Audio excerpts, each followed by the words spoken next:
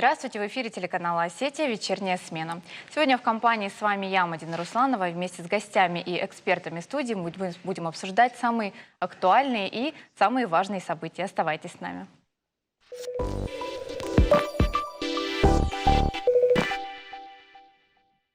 4 сентября в республике стартовал новый учебный год. В прошлом учебном сезоне из-за пандемии школьники пропустили треть очных занятий. Образовательные организации были вынуждены работать дистанционно в целях снижения рисков распространения коронавируса. О том, как проходит переход на новый формат обучения, как дети проходят адаптацию, какие изменения введены в школах и в вузах, узнаем у наших гостей. Альбины Измайловны Дзлиевой, замначальника управления образования города Владикавказа, и Оксана Царикаева, начальника управления по связям с общественностью СОГУ. Здравствуйте. Спасибо, что нашли время и пришли к нам в гости. У нас в республике первый учебный день был 4 сентября. Как прошли школьные линейки и какие-то были наверняка ограничения использованы? Вот расскажите немного об этом. Сегодня все наши школы приняли деток. К счастью, мы сегодня начали в полном объеме образовательный процесс. Линейки мы провели в субботу. И что хочу сказать, основное наше требование – это соблюдение всех санитарных норм и правил. Есть методические рекомендации Роспотребнадзора о проведении учебного процесса в сегодняшней ситуации, и поэтому наша задача была подготовить все образовательные учреждения к тому, чтобы мы могли обезопасить наших деток. Все педагоги, руководители образовательных учреждений поработали в этом направлении, и сегодня мы приняли деток вот по всем требованиям. Что мы сделали? Мы открыли все входные двери, которые были в образовательных учреждениях. То есть, чтобы уменьшить скопление деток, мы развели их. Например, если в школе есть 4 входа, мы все 4 входа открыли. На каждом входе проводили термометрию, присутствовали медицинские работники, дежурные педагоги. И сегодняшний день показал, что мы готовы. Замечаний Роспотребнадзор и волонтеры-медики сегодня присутствовали во всех образовательных учреждениях города, и готовность у нас была хорошая. А сколько детей на сегодняшний день приняли школы из республики? Значит, у нас на сегодняшний день в школах города более 38 тысяч деток. В первый класс мы приняли 4350 детей, что на 300 детей больше. А в общем около 1500 деток больше, чем в прошлом году мы приняли. А все ли учебные заведения республики, высшие и школы работают в режиме офлайн, как и раньше, как обычно, по старинке, так сказать, или какие-то еще соблюдаются меры предосторожности и частично, может быть, еще осталось дистанционное обучение? Все школы у нас работают в обычном режиме. Пока о дистанционном режиме у нас нет разговоров. Конечно, у нас пока кабинетная система отменена, то есть за каждым классом закреплен определенное помещение закреплено, и дети в основном минимизируем мы пересечение деток, встреча на переменах и так далее. А так, конечно, мы в школах и мы в классах. К счастью. А все ли иностранные студенты прибыли уже в СОГУ для обучения? Если да, то прошли ли они какой-то карантин?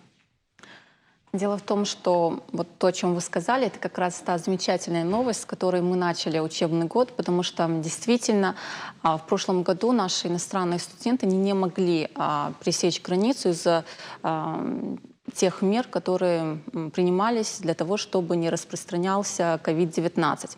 И вот теперь Министерство науки и высшего образования, они обнародовали документ, по которому иностранные граждане, которые обучаются в российских вузах, они смогут очно, то есть пересечь границу и начать обучение уже в том вузе, в котором они обучаются. Всего в нашем университете обучается 230 иностранных студентов. Приемная кампания по иностранным студентам, она еще продолжается. И, конечно, благотворную роль сыграет то, что это будет уже очное обучение, потому что последние несколько лет в университете именно роль иностранных студентов, она увеличивалась. Конечно, этому способствовало то, что в университете можно получить качественное образование, общественно-политическая стабильность, которая есть в республике, и межэтническое согласие, которое, благо, у нас есть. Но, к сожалению, вот именно заочность, дистанционность, конечно, становилась тем тормозом, который, к сожалению, уже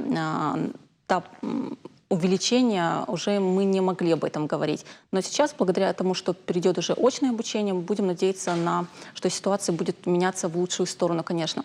Что касаемо приезда, то пока о приезде мы не можем говорить, потому что документ только недавно был обнародован, и мы только вот ожидаем, что студенты будут приезжать, и иностранные студенты не смогут продолжить обучение, не только продолжить обучение, но и сделать прививку от коронавируса уже здесь, на территории Российской Федерации. И так же, как с российскими студентами, все происходит на добровольной основе. Очень положительные новости, конечно. Была информация, что в 12 школах республики нет теплых туалетов. Вот как-то с этим ситуация разрешилась на сегодняшний день? Ну, что касается теплых санузлов, значит, у нас в городе Владикавказ, конечно, у нас все образовательные учреждения имеют внутренние санузлы. Это касалось больше сельских учреждений. Но вместе с тем, вы знаете, любая школа, это первым долгом, это санузлы, это пищеблок, это спортивный зал. То есть все эти места должны быть максимально комфортны для детей. И на это мы еще раз обратили внимание. Во всех санузлах проведены косметические ремонты. Там, где нужно было поменять и сантехнику, и подправить там канализацию, мы это все еще раз по ним прошлись. И считаем, что максимально мы сделали все для того, чтобы деткам было вообще в наших школах комфортно. А так, конечно, с этим у нас проблем не было. А что касается пищеблоков, как раз в столовой дети и школ, и вузов, они как-то будут разведены тоже, может быть, в разное время у них будут обеды. Ну вот, наверное, в университете с этим чуть сложнее будет все-таки не скапливать там людей. Безусловно, это имеет место быть, но как раз те люди, которые отвечают за питание, они уже провели, скажем так, организационную работу в этом направлении, чтобы действительно те меры противодействия, это в первую очередь ношение масок, это термометрия, это санитайзеры, это действительно социальная дистанция, которая должна соблюдаться не только в столовых, начиная с аудитории, с входа и кончая уже теми же самыми столовыми, все это соблюдалось. А детей все-таки как-то будут разводить, наверное, да? Да, вы знаете, прошлый год, мы в прошлом году очень большую работу в этом направлении провели, и мы практически были готовы к этому. И поэтому в каждой школе у нас есть график посещения пищеблоков, где детки определенного класса, они знают по графику свое время, и они строго по своему времени посещают столовые. И скопления в столовых не бывает. Мы освободили время для большой перемены, чтобы дети с 5 по 11 класс могли и в буфет попасть, и пообедать на большой перемене. Поэтому мы к этому были готовы. Конечно, задача непростая, но мы считаем, что вначале было очень сложно в прошлом году, но спасибо хочу сказать и педагогам, руководителям, конечно, работникам пищеблоков, которые были у нас и ошибки какие-то, но все равно мы научились это делать, и мы это делаем вовремя и без нарушений. В августе Министерство науки и высшего образования России рекомендовало перевести не привившихся от коронавируса студентов на удаленный формат обучения. Позднее все-таки сказали, что какие-то изменения в это готовы внести. Вот какие это изменения на сегодняшний день? Ну, так как это вопрос Министерства науки и высшего образования, то здесь, опять же, вы уже сказали, что это уже трактовка неправильная была, некорректная средствами массовой информации, потому что здесь ключевое слово — это была рекомендация.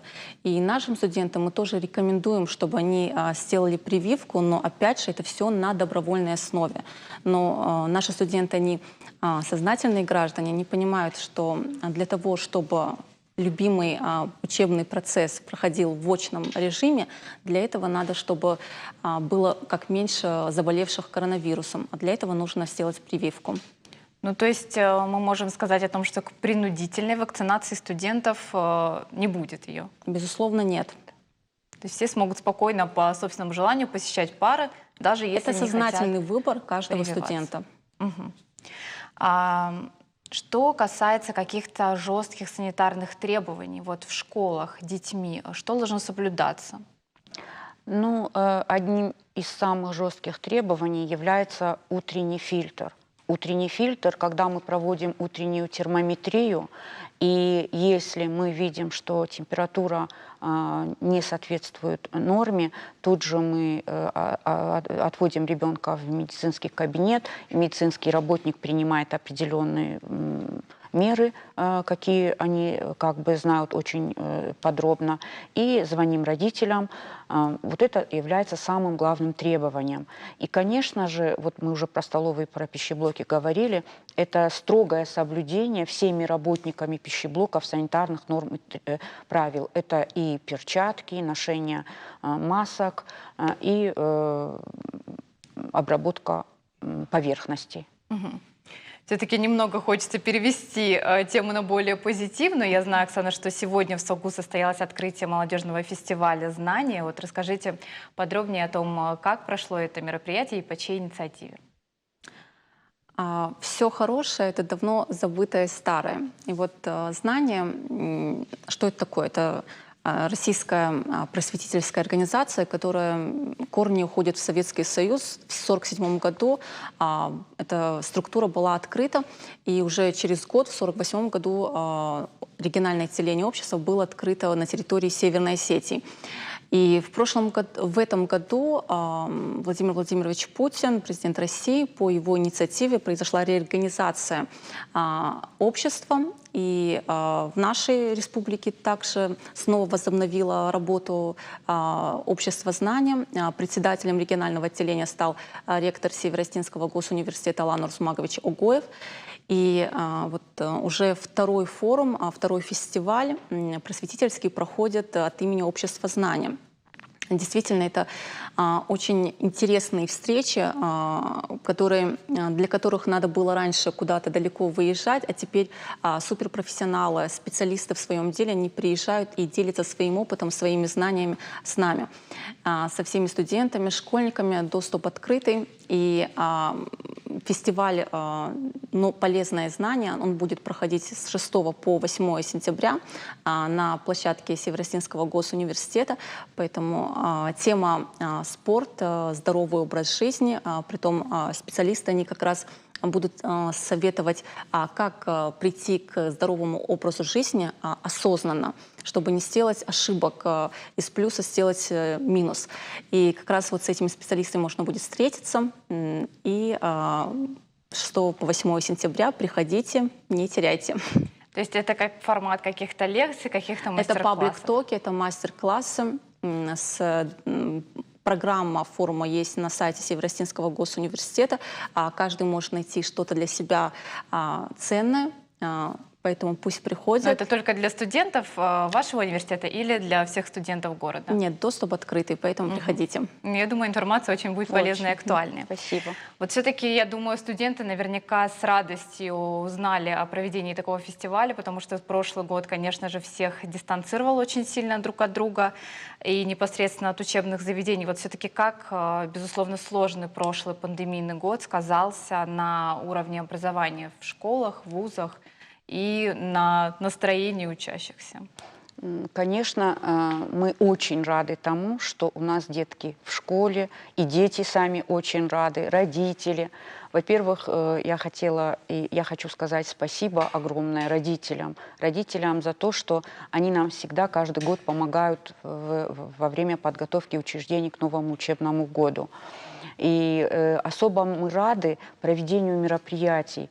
То есть кроме образовательного процесса, если мы можем и параграф выучить дома, и задания выполнить, нам хочется участвовать различного вида конкурсах, конференциях, мероприятиях. И сейчас у нас есть это право, и мы можем это делать. И поэтому и дети, и педагоги, мы будем работать над тем, то, что мы упустили в прошлом учебном году, мы это будем наверстывать и будем участвовать во всех мероприятиях, которые будут нам предлагаться. Оксан, с каким настроением студенты Северо-Остинского госуниверситета вернулись на учебу в этом году? Настроение бодрое, в ожидании новых знаний.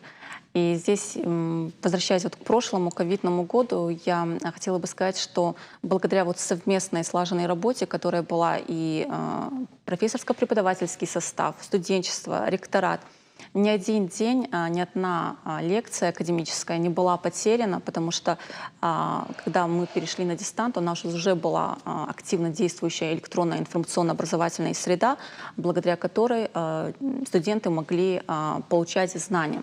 Сегодня мы надеемся, что мы к этому будем переходить только как к дополнительному инструменту, а большая часть занятий, конечно, будет проходить очно.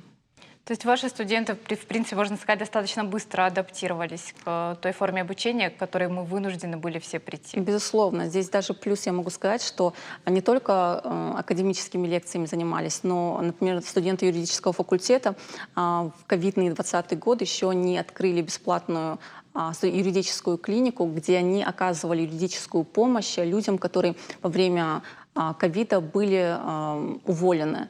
И как раз они им помогали восстанавливаться на работе. Студенты психолого-педагогического факультета, они оказывали психологическую помощь в то непростое время. Все это делалось бесплатно, поэтому не только учились, но еще и делились своими знаниями, оказывали профессиональную помощь. Угу.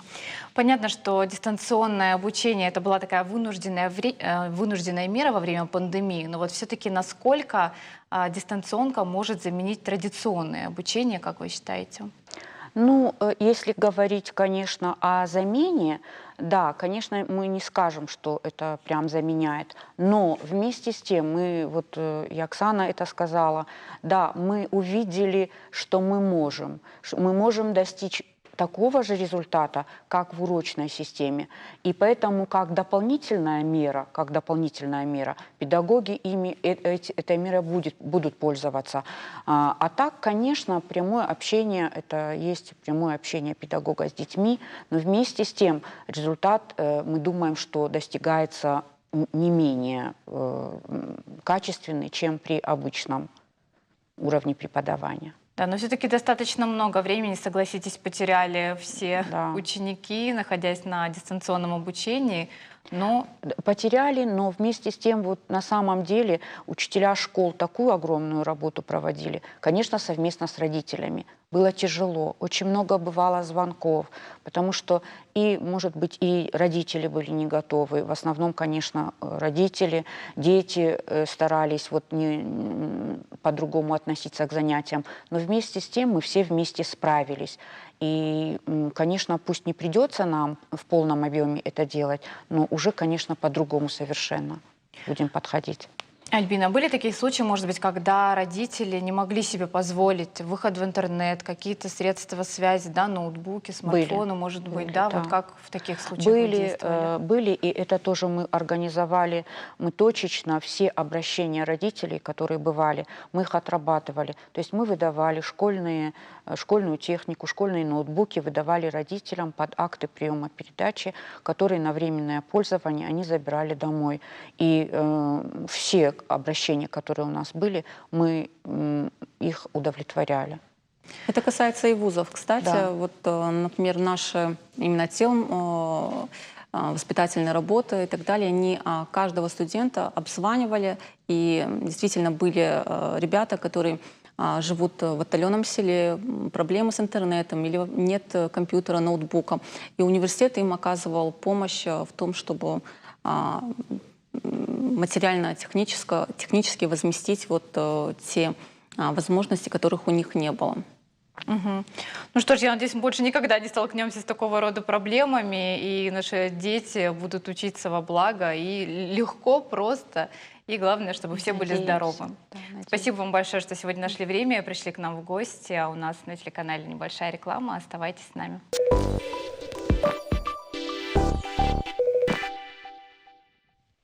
Лесные пожары, сход лавин, гибель туристов в горах. Такими новостями в последнее время пестрят информационные порталы. Это ли не повод в очередной раз поговорить о мерах безопасности и правилах поведения в горах и лесах?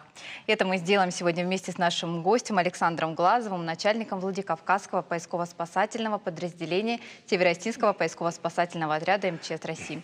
Здравствуйте и спасибо, что сегодня пришли к нам в гости. 2021 год, безусловно, стал, к сожалению, рекордным по площадям лесных пожаров России за всю историю наблюдений.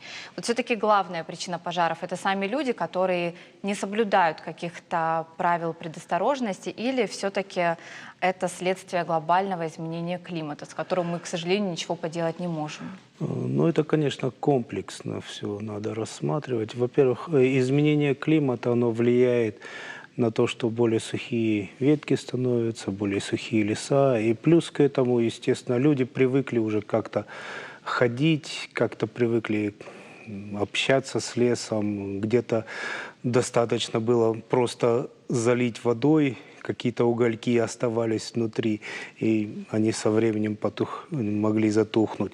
То сейчас из-за того, что повышена сухость, более внимательно просто надо к этому относиться. И уже вплоть до того, что свой костер необходимо перекапывать.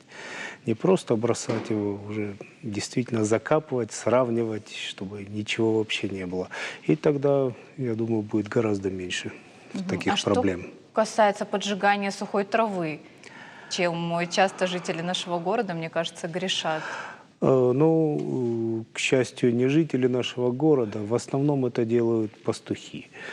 Они привыкли, их отцы, наверное, учили еще, что время от времени надо траву поджигать, чтобы она возобновлялась. Но то же самое. Из-за того, что климат меняется, что склоны становятся гораздо суше, то возникают крупные пожары. Горят склоны, занимаются наши леса. И большая проблема тоже из-за этого происходит. Если мы все же говорим о мерах безопасности и правилах поведения в лесу, что основное мы бы с вами могли сейчас выделить? Ну, меры безопасности очень разнообразные. Для каждого случая, по большому счету, они свои. Поэтому, если человек не определился, куда идти, желательно, чтобы он шел с опытным уже человеком. Это самое главное. Если по какой-то причине хочется самому пойти, ну, хотя бы консультацию взять у людей, которые бывали в этих районах, чтобы четко человек уже мог понимать, куда он идет, на что он может рассчитывать. Ну и, естественно, общие правила безопасности – это экипировка, это какие-то защитные средства в плане кремов, очков и так далее. Вот, вкратце так. Если мы говорим о профилактике, то как можно обезопасить свои дома или же дачные участки, которые находятся вблизи лесов от пожаров, которые могут возникнуть? Ну, самые простые варианты – это какие-то минерализованные полосы делать. Если вы знаете, что опасность возгорания достаточно вероятна, высока, необходимо просто окопать свой участок. Если луговые какие-то места, то достаточно бывает ширину полосы около метра хотя бы. То есть трактор прошел один раз, и все нормально будет. Если, естественно, дача стоит в лесу, это гораздо сложнее сделать. И, в общем-то, самостоятельно не стоит этим заниматься, потому что если придется вдруг рубить деревья, то могут большие штрафы накладываться на это. Ну, я не знаю, насколько это достоверно, но я читала, что еще чем-то обрабатывают сами дома. Ну, в основном это, конечно, делают при постройках. Современные дома из деревянного бруса, какие-то другие материалы. Они заранее уже на заводах обрабатываются. Но, тем не менее, есть средства, которые дополнительно увеличивают огнепрочность дерева в том числе. Но у меня, к сожалению, данных нету, насколько это реально помогает. Но все-таки, если есть возможность, наверное, лучше как-то обезопасить себя в этом отношении. Конечно, да. Во избежание чрезвычайных ситуаций. Вот за последнее время также очень часто встречаются новости о гибели туристов в горах. Вот в горах последнее о том, что 31 августа группа украинских туристов попала под лавину на горе Казбек. А все-таки что становится, помимо таких природных причин, частой причиной гибели туристов в горах? Почему так происходит? Ну, прежде всего, это то, что я уже сказал. Люди не вполне понимают, куда они идут. То есть, если брать конкретно вот эту группу туристов, они шли самостоятельно. Они знают, что они вообще с территории Грузии шли. Они знают, что с территории Грузии гораздо проще подход на гору, выход на гору Казбек, чем со стороны Осетии. И, в общем-то, скорее всего, я так предполагаю, что они решили пойти по наиболее простому пути. Но, тем не менее, с той стороны тоже очень много гидов работает, много инструкторов, которым, ну, хотя бы надо было подойти и взять консультацию.